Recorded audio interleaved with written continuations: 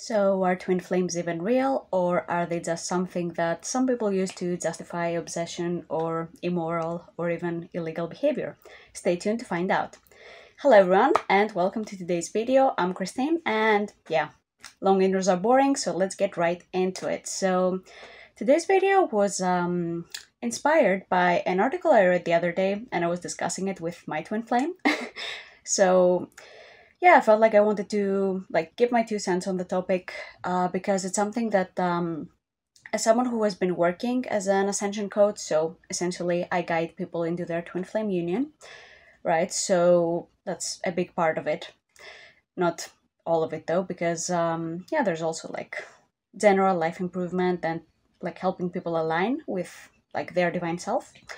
So yeah, my job, right? I've seen it a lot in both people who come to me for help and people that in general forums and stuff like that, because yeah, I like to see what topics people are interested in terms of twin flames.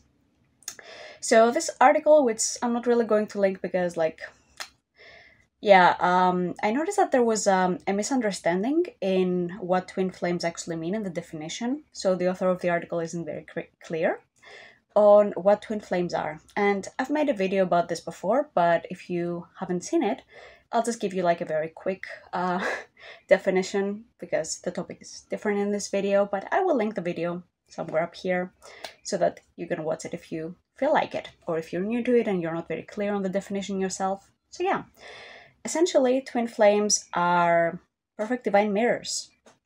They are your perfect partner, they're your ultimate lover, best friend. Sounds good, right? And it's a relationship that is based on unconditional divine love. So that's a very important part of this definition. And yeah, something that people often forget. And unconditional love doesn't mean obsessing over someone. And it doesn't mean disrespecting that person and dehumanizing them. So I've seen this happen by a lot of people, acting in certain ways just because they think that, oh, I know that person is my twin flame, so that entitles me to act this way. And I'm not talking about if you go to their Facebook every once in a while or even every day and look at their pictures. That's not that's not what I'm talking about. I'm talking about actually behavior that can be dangerous and that is disrespectful. Yeah, for example, people whose twin flame has blocked them and they keep creating new accounts and phone numbers just to contact them, even though their twin flame has placed a boundary, right? Or people that actually stalk their twin flame, going to places where their twin flame will be and appearing there, even though their twin flame has put a boundary there very clearly that, hey, I don't want you around me. So yeah, and yeah, that's why it's very important to get clear on what obsession means, because some people are like, oh, I think about my twin flame a lot. Am I obsessed? Yeah, not really. Right, it's the context. And yeah, it's also very important to know that people will always use something to justify what they're doing. It doesn't mean that it is right. So twin flames are not meant to be this obsessive relationship. They're not meant to be this disrespect and cross their boundaries and maybe they'll love you someday. That's actually the opposite of what you want to do if you desire to get into your union. You can't force your twin flame to love you. You don't make them love you. You're loving them by respecting them, by being, a valuable partner to them. Even if they don't want to talk to you at the moment, you respect that. And that's what, makes them see you differently, by you being respectful to them. So notice the key theme here. Respect your twin flame or your twin flame person if you're maybe not sure. And yeah, that's why it's very important to be respectful of them and to see them as another person, right? And I don't mean see them as separate, but see them as a human being that is worthy of having their space, having their time to work through stuff, as you do as well. You're working through stuff as well. If you're in separation from your twin flame, there's something that you're working through, right? So yeah, that's very important. So back to what I was saying, that people will always use something as an excuse to justify shitty behavior that has been going on from the beginning of time. If you take any history book, how many people have used any religion as an excuse to kill people? Right? So maybe some of you are not very into religion, some of you maybe are, But yeah, it's not about religion. It's like the example that you can use anything to do some pretty terrible things, right? So yeah, and I'm sure people have used twin flames as an excuse to do some immoral things or even illegal things, right? But yeah, it doesn't mean that it should be this way, and that it doesn't mean that it should be condoned, right? It shouldn't be encouraged even. So yeah, important thing. So if you're in separation from your twin flame, they've said that they never want to see you again, they've said that they never want a message from you again, it's very important to respect their boundary. And at the same time, what you want to do, if you really desire to be with them, and this hurt you, I can understand that, is to get started on doing your inner work, get started on loving yourself. Because if your twin flame has placed such a big boundary, it's for a purpose. And that purpose is that, hey, maybe you've had this pattern of codependency in your relationships. And remember the definition in the beginning, right? It's based on divine love. Divine love is not codependent. It's not a need that you have. You don't need your twin flame. You desire to be with them. Because, yeah, that's much more juicy than just needing a person. Needy energy is just so low vibe, you know? Twin flames are very high vibe.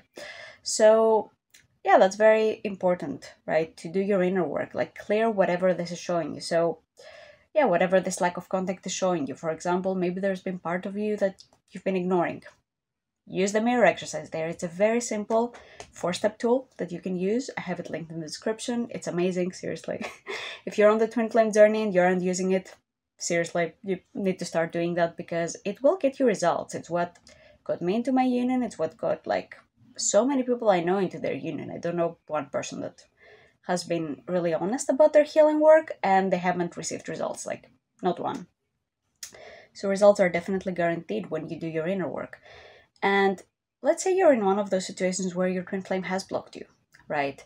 So you don't need to reach out to them. You don't need to do anything on the outside. All you need to do is just love yourself and, yeah, address those hurt parts of yourself. Find out why that happened, what they're reflecting to you. Because your twin flame is your mirror, so they're showing you stuff. They're not doing it because they hate you. So, yeah, and as you do that, you'll notice that they themselves are actually open to communicating with you again because you've healed whatever it was, you've addressed the reason. So you don't need to be all creepy about it, you know? Not saying you are, but yeah, like nobody needs to go all creepy about it. There's a very simple, way to go about this, which is do your inner work and focus on yourself.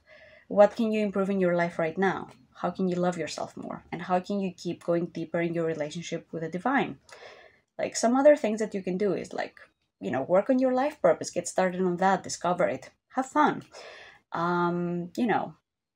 What else? Like get some coaching, twin flame coaching. Very important, that too, because I've been getting that for, I think it must be about 2 years now, and it seriously changed my life. It's, crazy how much faster it can make your journey. So if you would like that type of support, then I have some links in the description for you. Definitely feel free to check that out. And like invest in the correct information for twin flames, like information that gets you results instead of, things that are like maybe a bit dangerous, maybe just ineffective. So so the conclusion for today's video is that no, twin flames are not an excuse to be creepy, be abusive in any form, to disrespect the person. It's actually motivation for the opposite, to respect your twin flame, to be loving, have unconditional love for them. And that's how you get the best results, by giving them the space that they need and working on yourself in the meantime. Because no matter how much action you take on the outside, if you don't heal and address whatever made them, block you in the first place, then it's never going to, you're never going to be just unblocked. Just because your twin flame's actions are not random. They have a very specific cause, and it's up to you to, heal whatever that brings up for you. Because if you're aware of it, then you're responsible for it. If you're upset by it, then you're upset to heal. And thank God there's tools for that, and you can have that support. So that was today's video. Thank you so much for watching, and hope to see you in the next video. Enjoy your day. Bye-bye.